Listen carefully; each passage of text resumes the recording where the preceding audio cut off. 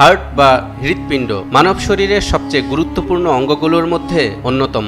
যে অঙ্গটি সচল থাকলে মানুষ থাকে জীবিত, আর অচল হয়ে গেলে হয়ে যায় মৃত। চিকিৎসা বিজ্ঞানের দেয়া তথ্য অনুযায়ী আমরাও এতদিন জেনে এসেছি হৃৎপিণ্ড হলো বুকের খাঁচায় সযত্নে রক্ষিত ছোট্ট পেশিবহুল একটি অঙ্গ, যেটা পাম্পের মতো কাজ করে পুরো শরীরে রক্ত সঞ্চালন করছে অবিরত। কিন্তু কখনো ভেবে দেখেছেন কি হার্টের রক্ত পরিসঞ্চালন করা ছাড়া আর কোনো কাজ আছে কি? হ্যাঁ দর্শক, হৃৎপিণ্ডের আরেকটি গুরুত্বপূর্ণ কাজ হচ্ছে চিন্তা ভাবনা করা এবং সিদ্ধান্ত নেয়া। কি অবাক হচ্ছেন? ভাবছেন চিন্তা ভাবনা করা আর সিদ্ধান্ত নেয়ার জায়গা তো মস্তিষ্কে, হার্টে নয়। কিন্তু এমন তথ্যই 1400 বছর আগে মহান আল্লাহ তাআলা কোরআনে দিয়ে রেখেছেন, যা আধুনিক বিজ্ঞান প্রমাণ করতে পেরেছে মাত্র কদিন আগে। প্রতিটি হৃৎপিণ্ডের নিজস্ব একটি মস্তিষ্ক আছে। এই ধারণাটি বিশ্ববাসীর সামনে সর্বপ্রথম নিয়ে আসেন কানাডার মন্ট্রিল বিশ্ববিদ্যালয়ের ফার্মাকোলজি বিভাগের সহযোগী অধ্যাপক ডক্টর জন অ্যান্ড্রু আর্মার। 1991 সালে তিনি আবিষ্কার করেন হৃৎপিণ্ডের নিজস্ব মস্তিষ্ক আছে। এই হার্ট ব্রেন এমন একটি জটিল স্নায়ুতন্ত্র যা হৃদস্পন্দন নিয়ন্ত্রণ করে। এই সিস্টেমটি মস্তিষ্কের মতোই 40,000 নিউরন, নিউরোট্রান্সমিটার, প্রোটিন এবং সহায়ক কোষ দিয়ে তৈরি।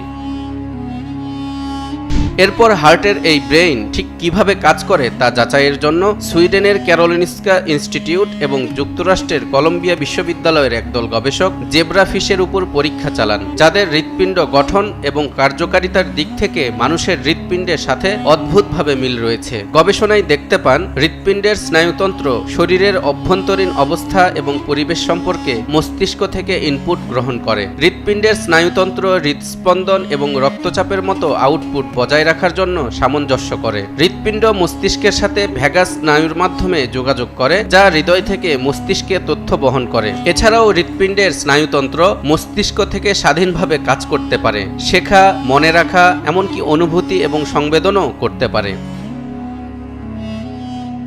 পরবর্তীতে যুক্তরাষ্ট্রের ফিলাডেলফিয়ার থমাস জেফারসন ইউনিভার্সিটির জীববিজ্ঞানী ডক্টর জেমস শোয়াবার এবং ডক্টর রাজ ভাডিগেপল্লি ইঁদুর নিয়ে গবেষণা করে হার্টের 3D মডেল বের করেন, যেখানে নাইফ এইজ স্ক্যানিং মাইক্রোস্কোপি ব্যবহার করে হৃৎপিণ্ডের মস্তিষ্ক বিষয়টির বিস্তারিত ব্যাখ্যা দেন।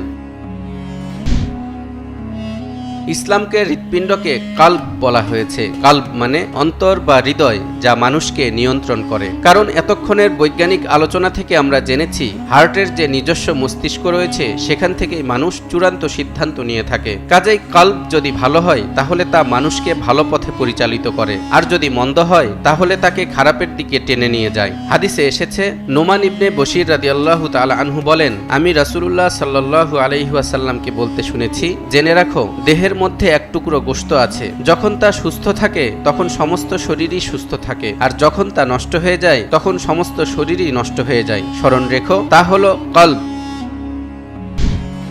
মহাগ্রন্থ আল কোরআনে আল্লাহ তাআলা বিভিন্ন জায়গায় এই কলবের বা অন্তরের কথা বর্ণনা করেছেন, যা দুই ভাগে বিভক্ত। কিছু আয়াতে ভালো অন্তরের কথা বলা হয়েছে, আর কিছু আয়াতে মন্দ কলবের কথা বলা হয়েছে। যেমন মহান আল্লাহ বলেন, আমি তো বহু জিন ও মানবকে জাহান্নামের জন্য সৃষ্টি করেছি। তাদের হৃদয় আছে, কিন্তু তা দ্বারা তারা উপলব্ধি করে না। তাদের চোখ আছে, তা দ্বারা তারা দেখে না, এবং তাদের কান আছে, তা দ্বারা শ্রবণ করে না। তারা পশুর মতো, বরং তারা অধিক বিভ্রান্ত, তারাই গাফিল।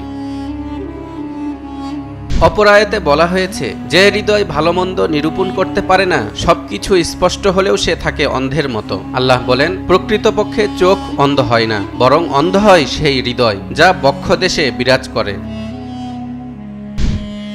অন্যদিকে যে অন্তর সব ধরনের খারাপি থেকে মুক্ত ও পবিত্র, তার জন্য রয়েছে নাজাত। আল্লাহ বলেন, তবে যে ব্যক্তি আল্লাহর কাছে উপস্থিত হবে সুস্থ মন নিয়ে, সে মুক্তি পাবে।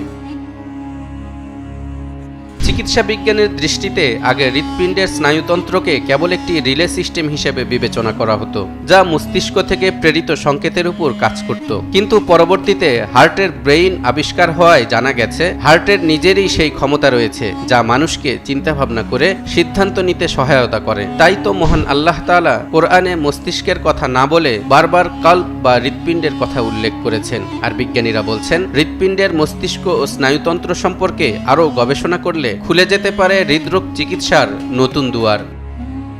তালহা ইবনে রেজা, নিউজ 24।